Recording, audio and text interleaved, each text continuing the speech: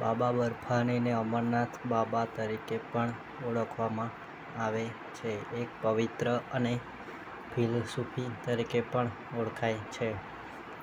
નોંધપાત્ર ધાર્મિક અનુભવ બાબા બર્ફાનીનું મહત્વ તેમની યાત્રા અને તેમની ફિલસૂફી વિશે નીચે મુજબ છે. બાબા બર્ફાની વિશે વિગતવાર માહિતી આપવામાં આવી છે. મહત્વ બાબા બર્ફાની ભગવાન શિવનું બરફ સ્વરૂપ કાશ્મીરના અમરનાથમાં બરફનું શિવલિંગ આવેલું છે. ગુફામાં સ્થિત છે. આ સ્થળ હિન્દુ ધર્મનું સૌથી પવિત્ર સ્થળ છે.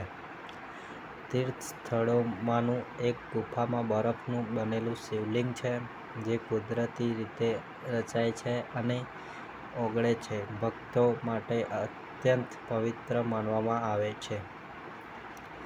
જાઓ અમરનાથ ગુફા જમ્મુ અને અમરનાથ ગુફા છે. કાશ્મીર રાજ્યના પહેલગામથી લગભગ 141 આ ગુફા દરિયાની સપાટીથી કિલોમીટર દૂર સ્થિત છે. લગભગ થી 12,756 ફૂટની ઊંચાઈ પર સ્થિત છે. ગુફામાં બરફનું શિવલિંગ આપોઆપ બને છે અને તે પૂર્ણ ચંદ્રના દિવસે તેના પૂર્ણ કદમાં છે. મારી પાસે હશે અમરનાથ યાત્રા દર વર્ષની અમરનાથ યાત્રા છે જુલાઈ અને ઓગસ્ટ મહિનામાં યોજાય છે.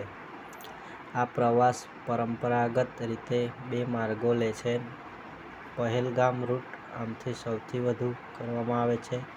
સૌથી જૂનો અને લાંબો રસ્તો તે પહેલગામથી પસાર થાય છે અને લગભગ 36 છે. બાલટાલ રૂટ કિલોમીટર લાંબો છે.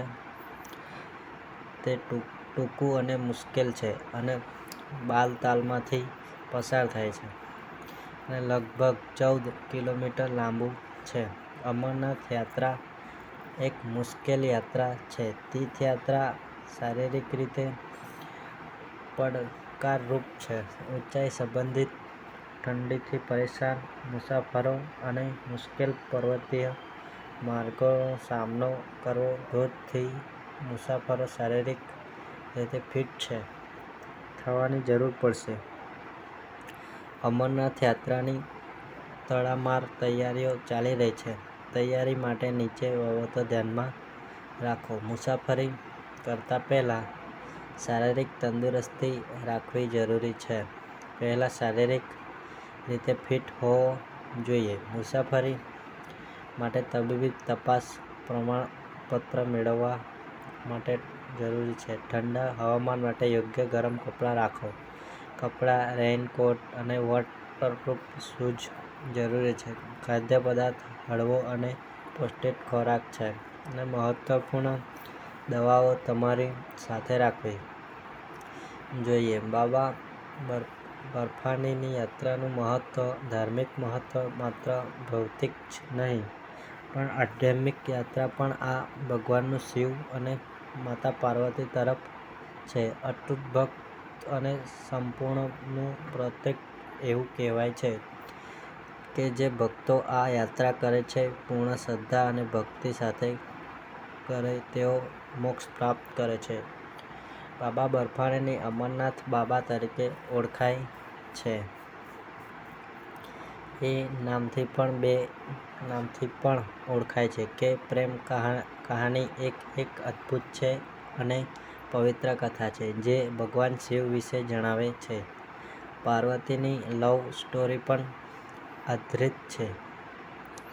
આ વાર્તા હિન્દુ પૌરાણિક કથાનો એક ભાગ છે, મહત્વપૂર્ણ ભાગ, અને તેને અમરનાથ કહેવામાં આવે છે.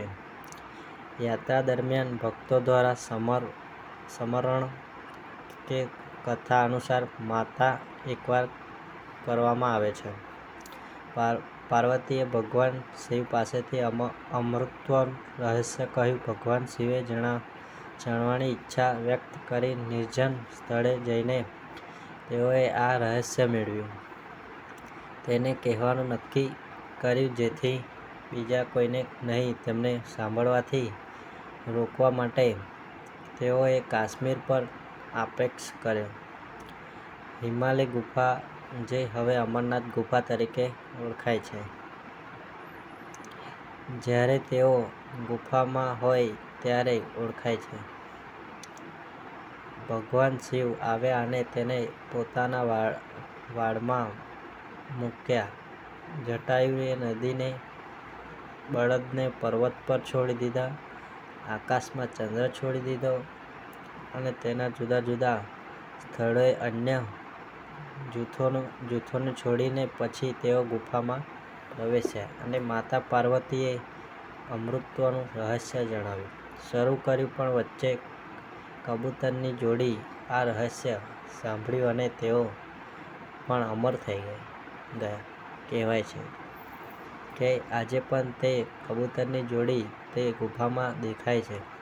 તેથી આ ગુફા અમરનાથ તરીકે પ્રસિદ્ધ થાય અને અહીં દર વર્ષે લાખો ભક્તો બાબા બર્ફાનીના દર્શન કરે છે.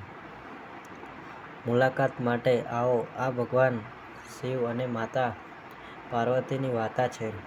તે અતૂટ પ્રેમ અને ભક્તિનું પ્રતીક છે અને તે દર વર્ષે હજારો શ્રદ્ધાળુઓ અમરનાથ પ્રવાસ કરવાની પ્રેરણા આપે છે.